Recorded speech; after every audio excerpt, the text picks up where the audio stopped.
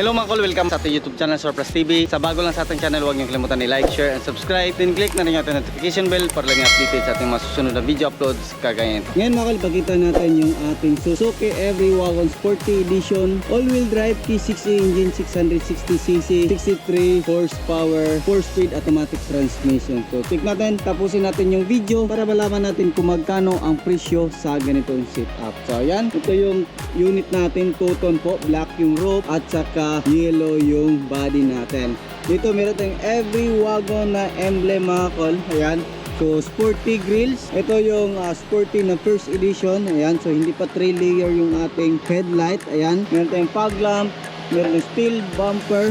Yan po yung request na design ng ating owner. So check natin dito sa gilid, meron tayong 14 inches Japan original mag wheels with brand new tire, 165/60 R14. So fully undercoat po yung unit natin mga kol. Ayan, meron tayong fender light, meron tayong nilagay dito ng mga window trim. Ayan, so yan po yung mga window trim natin. Double power slide po yung ating unit mga kol. Ayan, meron tayong top load carrier. Ayan, so check natin mamaya yung power slide natin.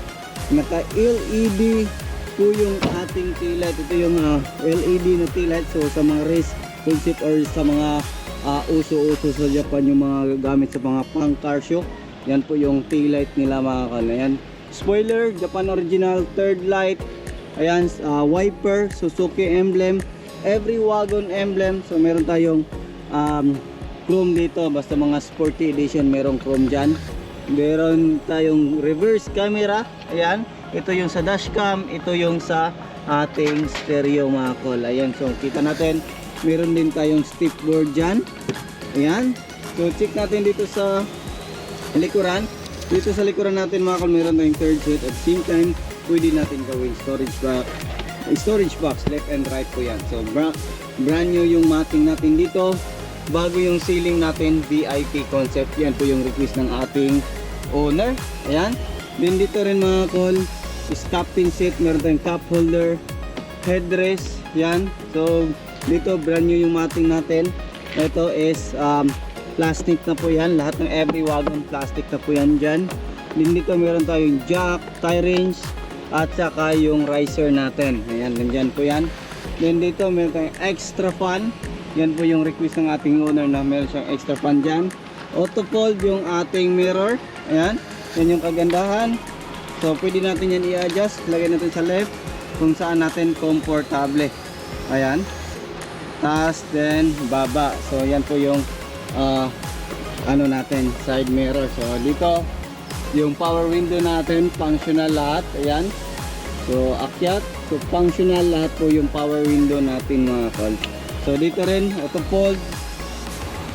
Ayan, so dito makita natin yung auto step switch natin, push on slide, then fog lamp switch. So try natin yung power slide natin, right side, long press lang natin yan mga kol. Ayan, so nagko-close po siya, long press din natin dito. Ayan, so yan po yung power slide natin kung hindi mag-function yung ano natin, yung remote ng ating power sliding. Ayan, so dito rin try natin yung ating remote. So ito yung remote natin. Ayan, so close natin kasi naka-off. Ayan, so long press lang natin yung remote natin mga kol. Long press. Ayan. Ayan, functional yung remote natin. Check natin sa kabila. Ayan, so functional yung kabila. Ayan. So yan yung mga unit natin. Ito ang mga susi na the remote is bonus na lang po yan mga kol. Then dito makita natin meron tayong digital temperature gauge, dashcam, 9 inches under touchscreen stereo with reverse camera. Ito yung dashboard natin. Back to original yung kulay ng ating dashboard mga kol. Ayan, meron tayong console box dito. Ayan, kita natin yan, meron tayong mga lagayan, hazard switch, aircon switch. Ayan, nasa kabila.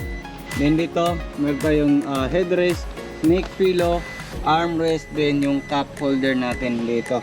So yan, check natin dito. So naka-under na yung makina natin. So check natin yung makina natin mga kol. Yan. When the night clear, I don't feel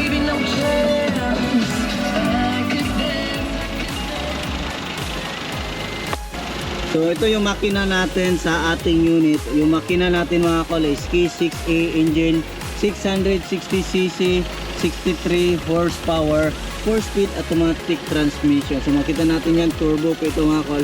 Ito yung turbo lines natin. At dito tayo mag-refill ng oil. Ito yung PCV valve natin, yung mga injector natin. So lahat yan dapat nakapix yan para pwersado yung makina natin. So check natin sa kabilang side kung ano yung makita natin dyan. Yan. So yun o. Tintab ng unit natin mga kol. Yan dito. Check natin. Din dito yung chassis number. Ayan.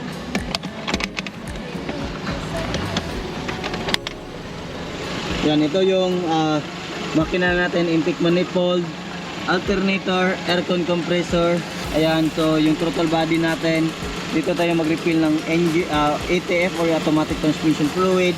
Dito tayo mag-check ng engine oil, air filter housing, main fuse box, at saka yung ECU ng ating unit. So yan po yung unit natin mga kol na customized. So lifted pala to mga kol ng 2 inches. Ayan, so nakalift po ito ng 2 inches. So kung titingnan nyo, mas malaki yung clearance dito sa kanyang wheel box. Ayan, so yan yung package nito. Yan, brand new yung mga cover natin dito sa ating mga door pads. So yung ganitong setup mga kol is umabot po siya ng 360,000. Naka LED yung tail light, all in na po yan mga kol. Meron siyang front and rear bumper, lifted unit, all wheel drive, 9 inches under stereo dash cam. Meron siyang extra mini fan, then meron siyang top load carrier sa itaas. So brand new na po yung gulong natin mga kol. So kayo yung mamili ng kulay kung ano yung gusto nyo. So ang gawaan natin ngayon 4 to 5 months bago matapos, pero ito medyo yung target talaga namin ito is nasa 2 to 3 months lang, pero natagalan tayo, medyo nagka-problema tayo sa LTO this time kasi na misplaced yung ating registration, pero ngayon okay na. So ready to ship na po siya sa Luzon. Ito is order po ito Makati. So yon, ipa-ship natin. Abangan nyo yung full vlog din natin kung magkano yung shipping fee papuntang Luzon, so hanggang North Harbor po.